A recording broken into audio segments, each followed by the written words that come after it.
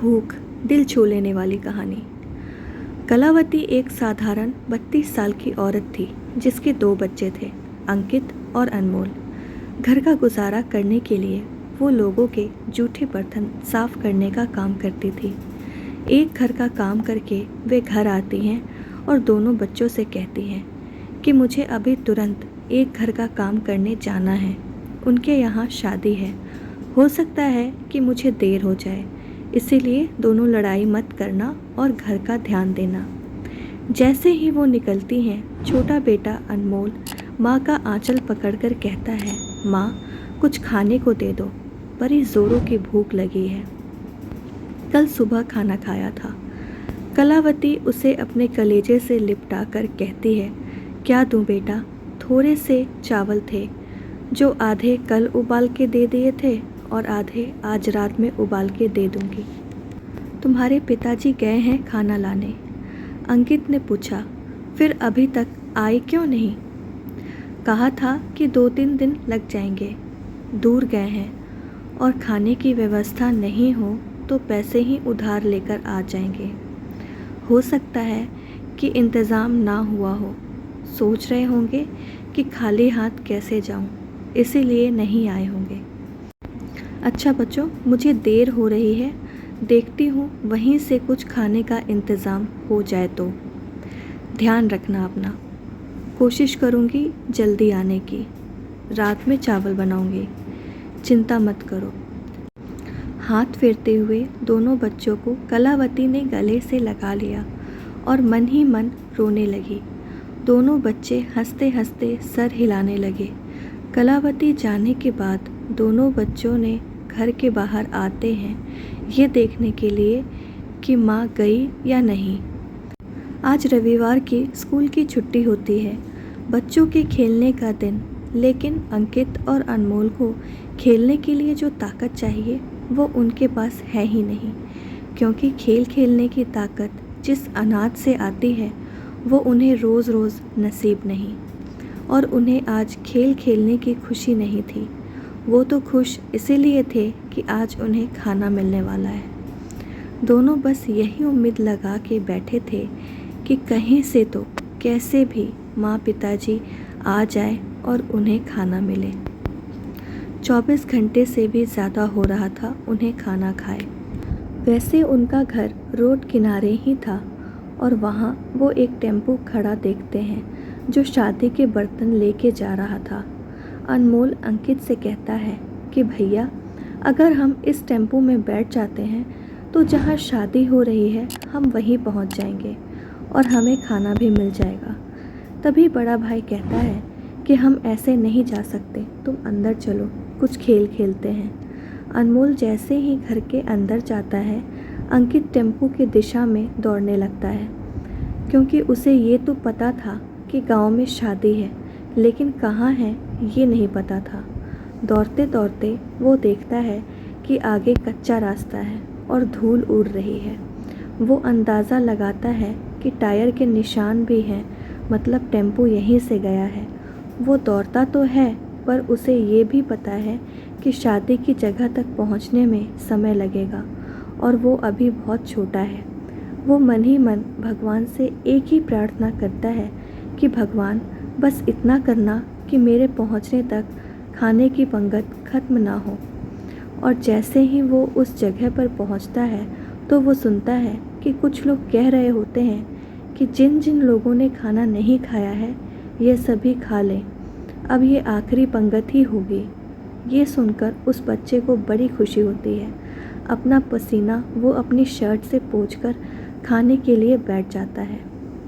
खाना परोसने वाले आते हैं और सबसे पहले गाजर का हलवा परोसते हैं। सबकी नज़र बचाकर वो हलवा अपनी फटी हुई पैंट के जेब में भरता है। बाद में जब पूरी सब्ज़ी परोसी जाती है तो वो उसे भी चुपचाप दूसरी जेब में भर लेता है। दोनों जेबों को हाथ लगा के देखता है और जब देखता है तो दोनों जेब भर गई हैं। वो बड़ा खुश होता है। वो वहाँ से निकल आता है। रास्ते में एक तालाब दिखाई देता है। देखता हूँ तो उसमें मछलियाँ होती हैं। वो अपनी जेब से थोड़ा सा हलवा उन मछलियों को डालता है और उनसे कहता है कि मुझे पता है कि तुम्हें भी भूख लगी थी और वहाँ से घर आ जाता है। घर पहुंचकर दोनों जेबों में से खाना निकालकर बर्तन में रख देता है और अपने छोटे भाई को ढूंढने लगता है। घर के पीछे एक पेड़ के नीचे उसका छोटा भाई बैठा रहता है। वो उसके पास जाता है और उससे कहता है कि तुम्हें एक जादू दिखानी है और घर में ले आता है। फिर उससे पूछता है कि तुम्हें कितनी भूख लगी है। वो छोटा भाई आंखों में आंसू लेके बोलता है, जितनी तुम्हें लगी है उतनी ही, क्योंकि हम दोनों ने ही कल सुबह से खाना नहीं खाया है। तब से हम दोनों ने कुछ भी नहीं खाया है और तुम मेरे बिना कभी भी खाना खा ही नहीं सकते। बड़े भाई को भी रोना आ जाता है। वो उससे कहता है, अच्छा चलो अब तुम आंखें बंद करो। और वो खाने से भरा हुआ बर्तन उसके सामने रख कर कहता है कि अब अपनी आंखें खोलो। हलवे की खुशबू आते ही छोटा भाई बड़े भाई के गले लग जाता है और कहता है कि आगे से अकेले ही ऐसे मत करना और मुझे अकेला कभी मत छोड़ना। जो करना है दोनों साथ मिलकर करेंगे। बड़ा भाई कहता है कि तुम अभी बहुत छोटे हो। तब छोटा भाई कहता है कि हाँ, तुम तो बहुत बड़े हो। तुम तीसरी कक्षा में पढ़ते हो और मैं दूसरी में। दोनों भाई खिलखिलाते हुए हंसते हैं और एक दूसरे को खाना खिलाते हैं। खाना खाते समय उन्हें अचानक याद आता है कि माँ भी तो भूखी होगी और उसमें से खाना माँ के लिए रख देते हैं। छोटा अनमोल कहता है कि भैया, जब माँ को पता चलेगा तो वो पूछेंगी ना कि कहाँ गए थे तुम, कहाँ से खाना लाए। गुस्सा भी हो सकती हैं या फिर हमारी पिटाई भी। तब अंकित कहता है कि कोई बात नहीं, गुस्सा या फिर पिटाई सब सह लेंगे, पर जब माँ खाना खाएगी तब कितनी खुशी होगी। अनमोल कहता है कि सच में भैया, कितना अच्छा लगेगा, और फिर अगर 2 दिन और खाना नहीं मिला तब भी कोई बात नहीं होगी। अपनी माँ दिन रात मेहनत करती है अपने लिए और हमने अपनी माँ के लिए कुछ किया, इसकी उसे ज़रूर खुशी होगी। दोनों भाई घर के बाहर पानी पीते आ जाते हैं और माँ की राह देखते हैं। माँ का इंतज़ार करते करते अंधेरा हो जाता है। अनमोल कहता है कि भैया, कितना देर हो गया है, माँ अभी तक नहीं आई। सभी लोग अपने अपने घर लौट रहे हैं। ऊपर पंछी भी अपने घोंसलों में जा रहे हैं। माँ कब आएगी भैया? अंकित कहता है कि अरे, तुम्हें मालूम नहीं है कि जिस जगह शादी है वो वहाँ से बहुत दूर है। पर मुझे कुछ सूझ रहा है। सुनो, तुम माँ को कुछ भी नहीं बताओगे, मैं बताऊँगा। छोटा भाई कहता है, ठीक है भैया, ठीक से बताओ क्या करना है, वरना तुम्हारे साथ साथ मुझे भी मार पड़ेगी। ये सुनकर अंकित कहता है कि यही तो मैं चाहता हूँ, और दोनों हंसने लगते हैं। सामने नज़र पड़ी तो माँ दिखाई पड़ती है आती हुई, मगर माँ का चेहरा थोड़ा उदास है। घर आकर हाथ पैर धोकर कलावती बैठ जाती है और दोनों बच्चों को पास बुलाकर गले से लगाकर रोती है और कहती है कि बहुत भूख लगी है ना, मुझे माफ़ करना बच्चों, पर शादी में काम करते करते ही देर हो गई और जब खाना लेने गई तो खाना ख़त्म हो गया था। बस थोड़ी देर और, जल्दी से बनाती हूँ चावल।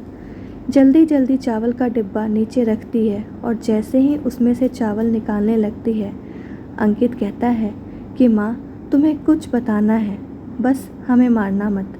आगे से तुमसे पूछे बिना कहीं नहीं जाएंगे, तुम्हारी कसम माँ। कलावती पूछती है, चोरी की क्या तुमने? नहीं माँ, हम तुम्हारे बच्चे हैं, मर जाएंगे पर चोरी नहीं करेंगे। कलावती दोनों बच्चों को पास बुलाती है और पूछती है, बताओ क्या बात है। तब अंकित सारी कहानी अपनी माँ को बताता है और अनमोल खाने के बर्तन में से जिसमें हलवा और पूरी सब्जी थी लेकर माँ के सामने रख देता है। ये देखकर कलावती फूट फूट कर रोने लगती है। उसकी आंखों से आंसू बंद होने का नाम ही नहीं ले रहे थे। तीनों एक साथ बैठ जाते हैं और जैसे ही अंकित पूरी का टुकड़ा तोड़कर माँ को खिलाता है, वो उसका हाथ पकड़ लेती है। दोनों बच्चों को लगता है कि माँ अब बहुत मारेगी। तब कलावती कहती है कि अपने घर में और भी कोई है जिसे पहले खाना खिलाना है और जो अपनी ही तरह कई दिनों से भूखा है, और थोड़ा सा गाजर का हलवा सामने रखे लड्डू गोपाल जी की मूर्ति के आगे रख देती है और तीनों आँखों में आंसू लिए एक दूसरे को खाना खिलाते हैं। दोस्तों, भूख इंसान से क्या क्या नहीं करवाती और एक इंसान ऐसी स्थिति में से निकलकर जाने पर क्या कर सकता है, ये कहानी भी यही दर्शाती है। आशा करती हूँ दोस्तों ये कहानी आप लोगों को पसंद आई होगी। पसंद आई हो तो वीडियो को लाइक, शेयर और चैनल को सब्सक्राइब करना ना भूलें। पूरा वीडियो देखने के लिए आपका बहुत बहुत धन्यवाद।